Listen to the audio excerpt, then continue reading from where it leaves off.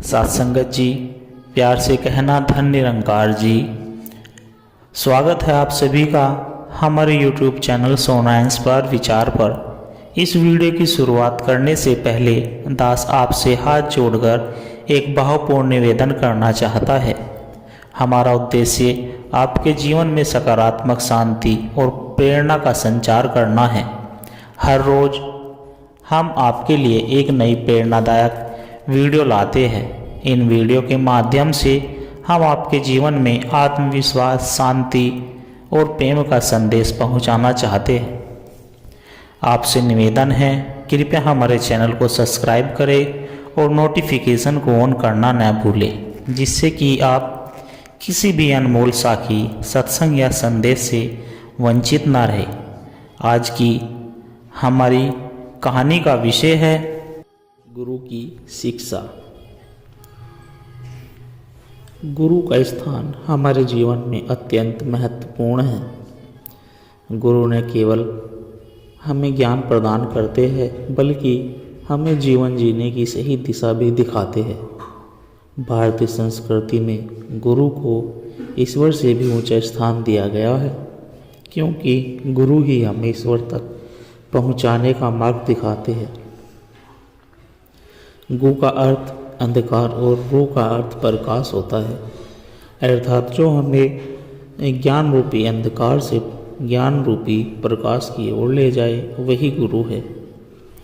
गुरु की महिमा संस्कृत में एक प्रसिद्ध श्लोक है, गुरु ब्रह्मा गुरु विष्णु गुरु देवो महेश्वराय गुरु साक्षात पार ब्रह्म तस्मै श्री गुरुवे नमः। अर्थात गुरु ही ब्रह्मा है, गुरु ही विष्णु है और गुरु ही महेश्वर है। गुरु ही साक्षात पार ब्रह्म है, इसलिए उन्हें प्रणाम करना चाहिए। यह श्लोक गुरु की महिमा को स्पष्ट करता है कि गुरु हमारे लिए सर्जन करता ब्रह्मा, पालन करता विष्णु और संहार करता महेश की तरह होते हैं।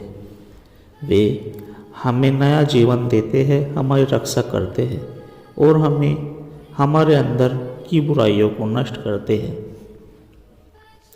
गुरु की शिक्षा केवल पुस्तकों तक सीमित नहीं होती, वे हमारे जीवन के हर क्षेत्र में सही मार्गदर्शन प्रदान करते हैं। उनकी शिक्षाएं निम्नलिखित प्रकार की होती है। आध्यात्मिक शिक्षा। गुरु हमें आत्मा और परमात्मा का ज्ञान कराते हैं। वे हमें बताते हैं कि सच्चा सुख बाहरी भौतिक चीज़ों में नहीं, बल्कि आत्मज्ञान में है। आध्यात्मिक गुरु हमें ध्यान, साधना और भक्ति का मार्ग दिखाते हैं, जिससे हम ईश्वर की अनुभूति कर सके। नैतिक शिक्षा। गुरु हमें सच्चाई, ईमानदारी, करुणा और सहनशीलता का पाठ पढ़ाते हैं। वे हमें बताते हैं कि सही मार्ग पर चलने में कठिनाइयाँ हो सकती है, लेकिन अंत में जीत सत्य की होती है। महात्मा गांधी जी के जीवन को देखो, उनके गुरु श्रीमद राजचंद्र जी ने उन्हें सत्य और अहिंसा के मार्ग पर चलने की प्रेरणा दी थी। शिक्षा और विधा। गुरु हमें विधा और कौशल सिखाते हैं, जिससे हम समाज में सफलता प्राप्त कर सके। यदि हम महान वैज्ञानिकों, लेखकों और कलाकारों को देखें, तो उनके पीछे किसी न किसी गुरु की प्रेरणा रही है। जैसे चाणक्य ने चंद्रगुप्त मौर्य को शिक्षा दी और उन्हें महान सम्राट बनाया। जीवन प्रबंध की शिक्षा। गुरु हमें सिखाते हैं कि जीवन में कैसे धैर्य और संतुलन बनाए रखें। जब परिस्थितियाँ प्रतिकूल होती है, तब भी हमें धैर्य और आत्मविश्वास के साथ सही निर्णय लेना चाहिए। श्रीमद् भागवत गीता में भगवान श्री कृष्ण ने अर्जुन को यही शिक्षा दी थी कि हमें अपने कर्मों पर ध्यान देना चाहिए, न कि फल की चिंता करनी चाहिए। गुरु के बिना ज्ञान अधूरा। एक बार एक शिष्य ने अपने गुरु से पूछा, गुरुदेव, क्या मैं अकेला अध्ययन करके आत्मज्ञान प्राप्त कर सकता हूँ? गुरु ने उसे एक खाली मिट्टी का दीपक दिया और कहा, इसे जलाकर दिखाओ। शिष्य ने दीपक में तेल डाला, बाती लगाई, लेकिन दीपक नहीं जल रहा था। वह बोला, गुरुदेव मेरे पास सब कुछ है, दीपक तेल बाती, फिर भी यह क्यों नहीं जल रहा? गुरु ने मुस्कुराकर एक जलती हुई बाती ली और दीपक को उसे जला दिया। फिर बोले, बेटा तुम्हारे पास ज्ञान की सामग्री हो सकती है, लेकिन उसे प्रकाशित करने के लिए एक गुरु की आवश्यकता होती है। जैसे यह दीपक स्वयं नहीं जल सकता, वैसे ही आत्मज्ञान भी बिना गुरु के संभव नहीं है। शिष्य ने उस दिन समझ लिया कि गुरु के बिना ज्ञान अधूरा है। गुरु की शिक्षा के प्रसिद्ध उदाहरण नंबर 1, भगवान कृष्ण और अर्जुन। महाभारत के युद्ध में अर्जुन धर्म संकट में थे। उन्होंने हथियार डाल दिए और कहा कि वे अपनों के विरुद्ध युद्ध नहीं कर सकते। तब भगवान कृष्ण ने उन्हें गीता का ज्ञान दिया और बताया कि कर्म ही धर्म है और मोह में फंसकर अपने कर्तव्यों से विमुख होना अधर्म है। इसी शिक्षा से अर्जुन ने अपना संकल्प दृढ़ किया और धर्म युद्ध में विजय हुए। नंबर 2, स्वामी विवेकानंद और रामकृष्ण परमहंस। स्वामी विवेकानंद को आत्मज्ञान और धर्म का सही अर्थ उनके गुरु रामकृष्ण परमहंस ने सिखाया। उन्होंने उन्हें समझाया कि सभी धर्म एक ही ईश्वर की ओर ले जाते हैं और सच्ची भक्ति सेवा में है। इसी शिक्षा से स्वामी विवेकानंद ने पूरे विश्व में भारतीय आध्यात्मिकता का प्रचार किया। द्रोणाचार्य और एकलव्य। महाभारत में एकलव्य ने गुरु द्रोणाचार्य को दूर से देखकर ही धनुर्विद्या सीखी। जब गुरु ने उनसे गुरु दक्षिणा में उनका अंगूठा मांगा तो उन्होंने बिना किसी संकोच के उसे अर्पित कर दिया। यह दर्शाता है कि सच्चा शिष्य अपने गुरु के प्रति पूर्ण समर्पण रखता है। श्रद्धा और विश्वास रखे। गुरु की शिक्षा को संदेह के बिना स्वीकार करें। नियमित अभ्यास करें। केवल सुनने से ज्ञान प्राप्त नहीं होता, बल्कि उसे जीवन में उतारना भी आवश्यक है। संयम और धैर्य रखें। सच्चा ज्ञान धीरे धीरे प्राप्त होता है, इसीलिए धैर्य बनाए रखें। सच्चाई और सेवा भाव अपनाएं। गुरु की शिक्षा का उद्देश्य केवल स्वयं का उद्धार नहीं, बल्कि समाज की सेवा भी होनी चाहिए। गुरु हमें जीवन का सही मार्ग दिखाते हैं। वे हमें अज्ञान से ज्ञान की ओर, असत्य से सत्य की ओर और मृत्यु से अमृत की ओर ले जाते हैं। बिना गुरु के आत्मज्ञान और सफलता संभव नहीं है, इसलिए हमें अपने गुरु के प्रति श्रद्धा और समर्पण रखना चाहिए और उनकी शिक्षाओं को अपने जीवन में अपनाना चाहिए। गुरु वही जो अंधकार से प्रकाश की ओर ले जाए। गुरु वही जो मोह से मोक्ष की ओर ले जाए। सत्संगत जी, जीवन में सत्संग की उतनी ही आवश्यकता रखता है जितने शरीर के लिए शुद्ध भोजन की। जैसे अशुद्ध भोजन से शरीर रोगी हो जाता है, वैसे ही बुरे विचारों और सत्संग से मन मलिन हो जाता है। सत्संग वह अमृत है जो आत्मा को शांति और जीवन को सही दिशा प्रदान करता है। संत कबीरदास जी ने कहा है, संत मिलन को जाइए तजी माया अभिमान, जैसे तरण लग अगी को आप हुई जलिन जान। अर्थात यह संतों का संग प्राप्त होता है तो अहंकार और माया को त्याग कर उनके पास जाना चाहिए। जैसे तिनका आग से मिलकर स्वयं जल जाता है, वैसे ही सत्संग में बैठकर मनुष्य के विकार जल जाते हैं। सत्संग के लाभ: मन की शुद्धि। सत्संग के अच्छे विचार और आध्यात्मिक ज्ञान प्राप्त होता है, जिससे मन शांत और निर्मल होता है। आध्यात्मिक जागृति: यह आत्मा को जागृत कर जीवन के वास्तविक उद्देश्य की ओर प्रेरित करता है। सद्गुणों की प्राप्ति: अच्छे विचारों और सत्पुरुषों के संग से मनुष्य के भीतर सत्य, हिंसा, दया, करुणा और परोपकार जैसे सद्गुणों का विकास होता है। कुसंग से रक्षा: यह सत्संग मनुष्य को पतन की ओर ले जाता है, जबकि सत्संग उसे सन्मार्ग पर अग्रसर करता है। मोह माया का नाश। सत्संग में रहते हुए अहंकार, क्रोध, लोभ और मोह जैसी बुराइयां समाप्त होती है। परम शांति की प्राप्ति। सच्चे संतों की वाणी सुनकर जीवन में परम शांति और आनंद प्राप्त होता है। संतों और महापुरुषों की संगति करे। जो ज्ञानी और अनुभवशील होते हैं उनका सत्संग करे। शास्त्रों का अध्ययन करे।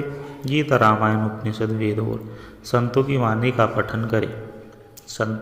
साधुओं संतों के प्रवचन को सुने। उनके प्रवचनों से जीवन को नई दिशा मिलती है। सच्चे भक्तों और सत्संगी व्यक्तियों का संग करे, क्योंकि संग का प्रभाव आध्यात्मिक पड़ता है। प्रेम और भक्ति से सत्संग करे। केवल सुनना ही नहीं बल्कि जीवन में उतारना आवश्यक है। शास्त्रों में कहा गया है कि सत्संग का प्रभाव इतना गहरा होता है कि वह पतित से पतित व्यक्ति को भी पवित्र बना सकता है। भगवान राम के परम भक्त संत तुलसीदास जी कहते हैं, बिनु सत्संग विवेक न हुई, राम की कृपा बिनु सुलभ न सोई। अर्थात बिना सत्संग के विवेक की प्राप्ति नहीं होती और बिना भगवान की कृपा के सत्संग मिलना भी कठिन होता है। सत्संग जीवन के अंधकार को मिटाकर ज्ञान का प्रकाश फैलाता है। यह आत्मा को परमात्मा से जोड़ने का सबसे उत्तम मार्ग है। हमें अपने जीवन में नियमित रूप से सत्संग करना चाहिए और प्राप्त ज्ञान को अपने आचरण में उतारना चाहिए। तभी सच्चे अर्थों में जीवन का कल्याण संभव है। सत्संग का कोई विकल्प नहीं है, क्योंकि यह जीवन को धन्य बना देते हैं। अतः सत्संग को अपनाकर सन्मार्ग पर ही चलना श्रेष्ठ है। सत्संग जी सच्चे संत की पहचान। किसी गांव में एक धनी सेठ रहता था जो बहुत धार्मिक प्रवृत्ति का था। उसने जीवन में बहुत दान पुण्य किया था, लेकिन उसे एक सवाल हमेशा परेशान करता था, सच्चा संत कौन होता है। वह कई संत महात्माओं के पास गया, लेकिन उसे कोई संतोषजनक उत्तर नहीं मिला। एक दिन गांव में एक प्रसिद्ध संत आए। लोग कहते थे कि वे साक्षात ब्रह्मज्ञानी हैं। सेठ ने सोचा, क्यों न इनसे ही अपने प्रश्नों को उत्तर पूछूं। वह उनके पास पहुंचा और विनम्रता से बोला, गुरुदेव, मैं वर्षों से सच्चे संत की पहचान करने की चेष्टा कर रहा हूं। कृपया मेरी शंका का समाधान करें। संत मुस्कुराए और बोले, उत्तर दूंगा, लेकिन पहले तुम एक कार्य करो। सेठ सहर्ष तैयार हो गया। संत ने उसे एक कटोरी में तेल भरकर गांव के चारों ओर घूमने के लिए कहा और शर्त रखी कि तेल एक भी बूंद नीचे नहीं गिरना चाहिए। साथ ही उन्होंने एक शिष्य को साथ भेजा जो सेठ की हर हरकत पर नज़र रखेगा। सेठ बहुत ध्यानपूर्वक गांव के चारों ओर घूमा और जब वापस आया तो तेल की एक भी बूंद नहीं गिरी थी। वह गारू से बोला, गुरुदेव, मैंने कार्य पूरा कर लिया। संत ने मुस्कुराते हुए पूछा, जब तुम घूम रहे थे तब रास्ते में मंदिर, भजन और सत्संग हो रहे थे क्या? तुमने कुछ सुना? सेठ बोला, नहीं, मेरा पूरा ध्यान केवल तेल पर था ताकि वह गिरे नहीं। संत ने गंभीरता से कहा, बस यही सच्चे संत की पहचान होती है। वह संसार में रहते हुए भी ईश्वर में इतना लीन रहता है कि उसे बाहरी दुनिया का कोई मोह नहीं होता। जैसे तुमने केवल तेल पर ध्यान दिया, वैसे ही सच्चा संत केवल परमात्मा पर ध्यान केंद्रित रखता है। सेठ को अपने प्रश्न का उत्तर मिल चुका था। उसने समझ लिया कि सच्चा संत वही होता है जो संसार के प्रलोभनों में न फंसकर ईश्वर की भक्ति में सदा लीन रहता है।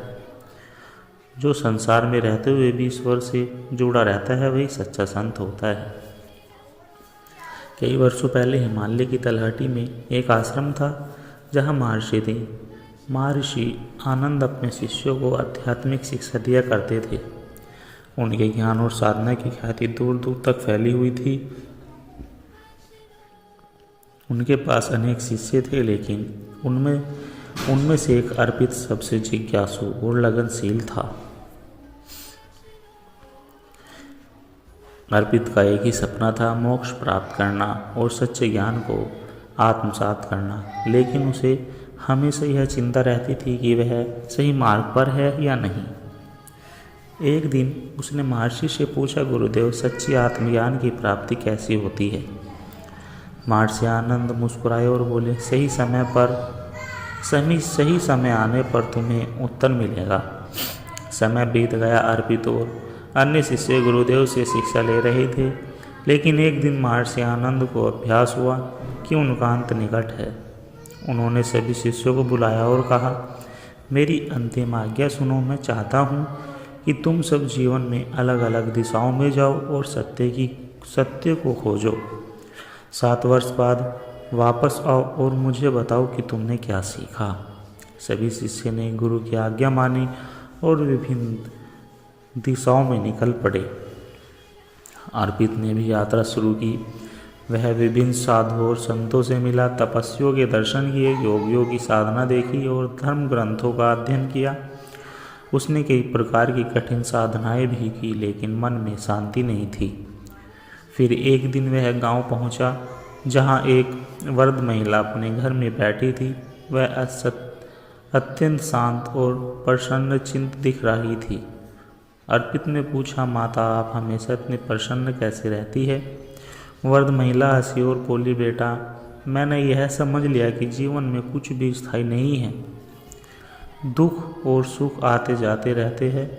जब मैं सच्चाई को स्वीकार कर पाई तब मुझे सच्ची शांति मिली। अर्पित को पहली बार आत्मज्ञान का अभ्यास हुआ। उसने सोचा, यही तो गुरु ने सिखाया था, सत्य को बाहर नहीं अपने भीतर खोजो। 7 वर्ष बीत चुके थे। सभी शिष्य अपने अपने अनुभवों के साथ वापस लौटे। महर्षि आनंद बहुत अशक्त हो चुके थे, लेकिन उन्होंने सभी को सुना। एक शिष्य ने कहा, मैंने वेदों का गहन अध्ययन किया, अब मैं हर शास्त्र का ज्ञान रखता हूँ। दूसरे ने कहा, मैंने हिमालय में तपस्या की और कठिन साधनाएं की। तीसरे ने कहा, मैंने अनेक संतों से ज्ञान प्राप्त किया और दुनिया घूमी। अंत में अर्पित आया और बोला, गुरुदेव मैंने सत्य की खोज में भटका, लेकिन अंत में समझा कि आत्मज्ञान कहीं बाहर नहीं, हमारे भीतर ही है। जब हम यह स्वीकार कर लेते हैं कि यह संसार निश्चय परिवर्तनशील है और केवल परमात्मा की शाश्वत है, तभी सच्ची शांति प्राप्त होती है। महर्षि आनंद मुस्कुराए और बोले, बेटा यही सत्य है। ज्ञान पुस्तकों, तीर्थों और कठिन साधनाओं में नहीं, बल्कि मन की स्थिरता और सच्ची स्वीकारता में है। तुमने सच्चे आत्मज्ञान को पा लिया। यह कहकर उन्होंने आंखें बंद कर ली और ब्रह्मलीन हो गए। सत्य और सासंगत जी, इस कहानी से हमें यह शिक्षा मिलती है कि सत्य और आत्मज्ञान बाहरी दुनिया में नहीं, बल्कि हमारे भीतर है।